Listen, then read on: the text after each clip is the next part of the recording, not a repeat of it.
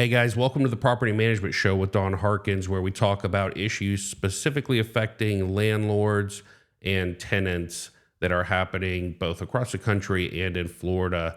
This particular video centers around a trend that may be making its way here to Florida and has already gone into effect in New York City that I think landlords really need to be aware of, and even tenants should be aware of as well. And it relates to broker compensation.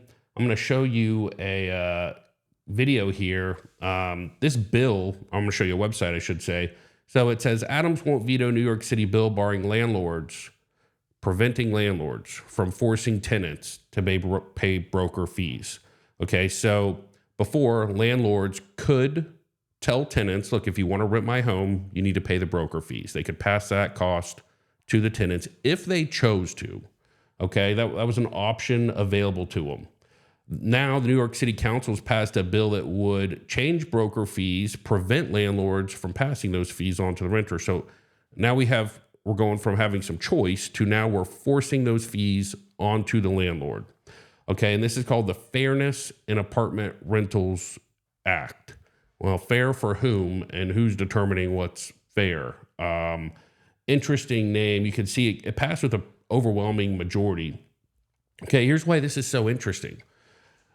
We have a situation here in New York where the person trying to acquire the property is being asked to cover some of the broker fees, and people are saying, well, that's unfair. It's making it too expensive. The person who already has the property, who's already acquired it, they should be the ones paying the fee.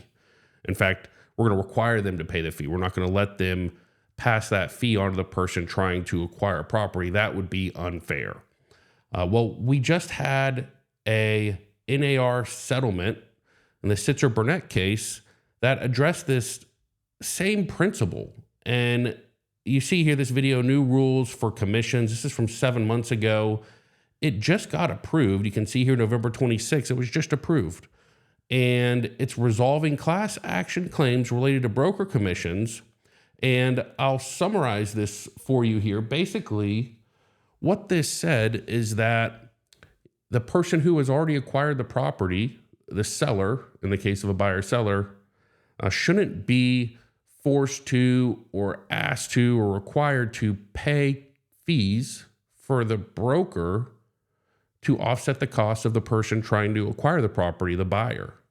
So you have, with regards to brokers' commissions, two pieces of legislation, one on the buy-sell side and one on the rental side, both saying that they're consumer-focused, consumer-friendly, pass to protect the consumer, but with completely opposite, completely 180-degree different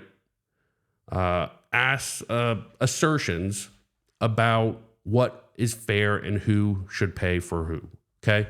So my question is this. If it's unfair and it's costing too much money to ask the renter to pay for broker fees, if we just assume New York got it right, then why in the Sitzer-Burnett settlement that just passed, is it okay to tell buyers to pay for broker fees? If the right thing to do is to pass broker fees and the burden for that on to landlords, then why don't we do the same thing with sellers? Why are renters and tenants more important than home buyers are? Regardless of whichever you think is fair, I'd love to hear your opinion in the comments about how you think it should be done, both on the landlord-tenant side and on the buyer-seller side. But here's what I think is absolutely true, regardless. Landlords and tenants and buyers and sellers should have the maximum amount of flexibility and options available in order to structure rentals, leasing, purchases, and sales in a way that best suits their unique financial situation. And here's why the New York City bill is just absolutely misguided, insane, and bad for all parties. Okay, let's take, for instance, two tenants. Tenant number one has money in the bank and is moving to a brand new city and isn't really sure where they're going to work or how much money they're going to be making in 6 or 12 months, but they're doing okay right now. And they approach a landlord and they say to the landlord, hey, Mr. and Mrs. Landlord, I'd like to pay a little bit more today, but I'd like to have lower rents over the next 6, 12, 18 months because I don't know how much money I'm going to be making and how fast I'm going to be making it. So I'm going to pay my own broker fees today. And instead of charging me more rent and covering my fees, why don't you lower my rent some and I'll pay my own fees up front? And today they could agree to that. They would have that choice. Well, let's take the other tenant, for example. The other tenant says, look, I'm kind of broke right now. I've been going through some tough times. I had some unexpected expenses, but good news is I have a union job. I have a union contract. It's very hard to fire me. I'm in an in-demand skill, and I'm very, very confident that over the next 12 to 24 months, I'm going to get set pay raises and overtime opportunities and continued pay growth. So I'd rather get a little bit of a break right now and ask you to pay my broker fees, but I'm comfortable paying a little bit higher rent over the long run because my income is going to catch up and I know I'm going to be able to afford it. Well, isn't it great if all those parties in both those situations, everybody can negotiate and come up with a deal that works best for their unique situation? Well, instead, what this legislation has done is taken that ability away and said that regardless now, the landlord has to pay their fees. And essentially, they're saying the landlord has to bake those fees into rent because the landlord's not going to take less money. There's not all of a sudden more inventory available and rent decreasing. The landlords are just going to all demand the same net to their bottom line and pass those costs on in terms of higher rents. And nothing in the legislation prevents that. So, in the case of Sitzer Burnett, on the purchase and sell side, you've created confusion and overcomplication. There's a whole myriad of reasons why it's absolutely not in a seller's best interest to ask a buyer to pay the buyer's broker commission. And we address that in the video that I'm going to link here.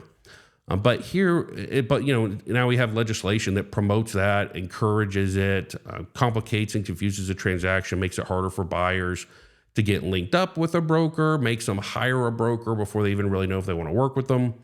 And now you have legislation on the rental side, which takes away options from landlords and tenants to decide who should pay for what and when. And you have this example of statutes of law which are making broad-based sweeping decisions for buyers and sellers and landlords and tenants instead of leaving it up to the open market for the parties who are actually involved in these transactions and actually paying the money to be able to decide. Here's the good news. State of Florida, we're not there yet. I can't imagine this insane, bizarre restriction and removal of flexibility from a real estate transaction would trickle its way down to Florida. So landlords in Florida, tenants in Florida still have maximum ability to negotiate whatever sort of arrangements they want to, whatever sort of arrangement is best for them regarding broker compensation when they're leasing properties. Hopefully that remains the case, but I just wanted to point out the hypocrisy and just bizarre contradictions in the way people are trying to regulate real estate broker fee commissions. Best thing to do, let's pass no laws regarding it. Why don't we let the open market decide what's fair, who should pay it, and let the parties involved in the transactions negotiate that on a case-by-case basis. Anyways, I am Don Harkins. I am a residential property manager. I'm also a real estate broker and mortgage loan originator. We have CDOG Property Management, which is a full-service property management company in the state of Florida. So we do everything from lease, list your market for rent, show the property to prospective tenants, screen those tenants on a variety of different aspects, credit, background, income, credit, pets. And then we facilitate the lease creation, lease signing, collect the move-in funds, put that tenant into your property, collect rent on an ongoing basis, manage all the repair calls, all the headaches, handle any evictions that are necessary, repairs, and notices, and then just send you a clean monthly statement at the end of the month, which shows you everything that went on so you can have true passive income and at the same time keep your rents high and your vacancy and repair costs low. So if you're interested in that, please like, subscribe, send me a message, and let us know how we can help you in property management. Also, any questions about property sales or mortgages, give me a call, 321-377-0341. Thanks for watching.